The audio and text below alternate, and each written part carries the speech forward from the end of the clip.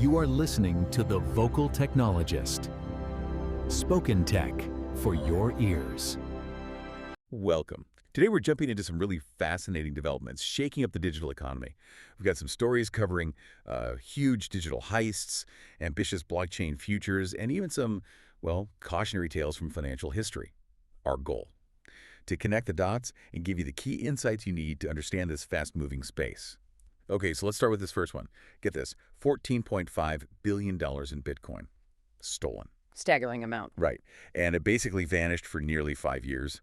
Arkham Intelligence thinks they found it 127,426 Bitcoin nabbed from a Chinese mining pool called LuBian way back in December 2020. And back then it was worth, what, $3.5 billion, now $14.5 billion. That's quite the appreciation while sitting hidden. Exactly. They think it was weak private keys, brute force attack. But the really wild part is it just sat there, dormant, until July 2024 when the wallets were consolidated. Like a pirate buried treasure and just forgot the map for 5 years. Well, it's captivating, definitely. The scale, I mean, it dwarfs things like Mt. Gox or Bitfinex in terms of the dollar value at the time it was taken.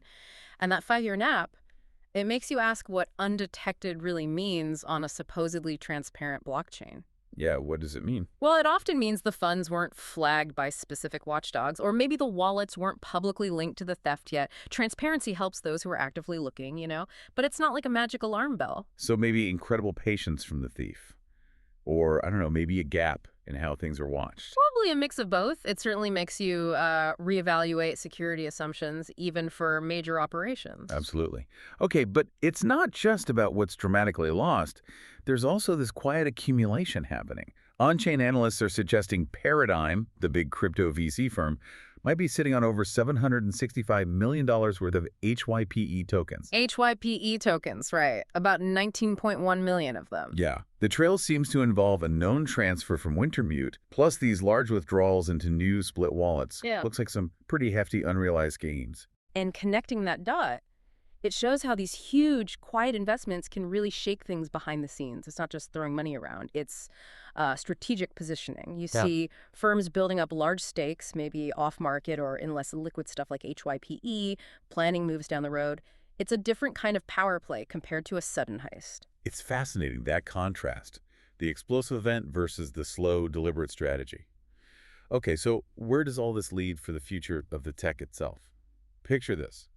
Ethereum hitting 10,000 transactions per second on layer 1 and 1 million on layer 2. Wow.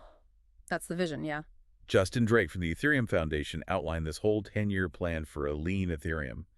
He mentioned things like Blobs 2.0 for data, a new RSCV-based EVM 2.0 for execution. Faster execution, more data efficiency. Right, and even hash-based cryptography to make it quantum resistant, basically future-proofing against supercomputers cracking it. Yeah, but it's crucial to see this isn't just about speed for speed's sake. The term used was performance abundance, but under really strict conditions, like 100% uptime and keeping it decentralized.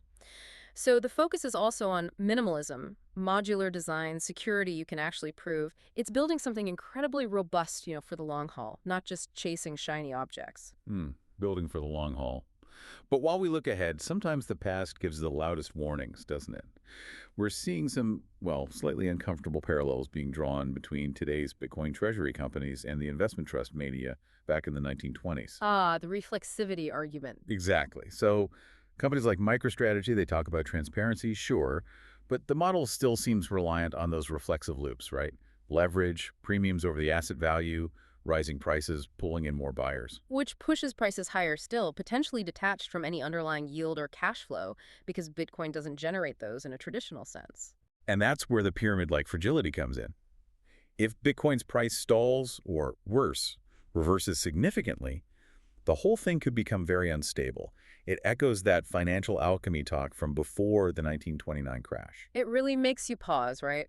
How much have we really learned about bubbles, about assets driven purely by speculation and momentum without cash flows underneath? History teaches us reflexivity is a double-edged sword. The very thing that fuels the boom can accelerate the bust. It's sobering. So from billion-dollar heists lying dormant to these grand tech roadmaps, and then these echoes from almost a century ago, it's clear this digital finance world is anything but static. Indeed. I think the thread connecting all these is that constant tension, that interplay between amazing innovation, predictable human psychology, speculation, fear, greed, and the timeless need for solid risk management. It's never just about the code or the tech. It's the whole ecosystem, human factors included. Couldn't agree more. So, thinking about everything we've touched on today, what's the one thing that really sticks with you? And how might these insights change how you look at the financial world going forward? Spoken Tech for your ears.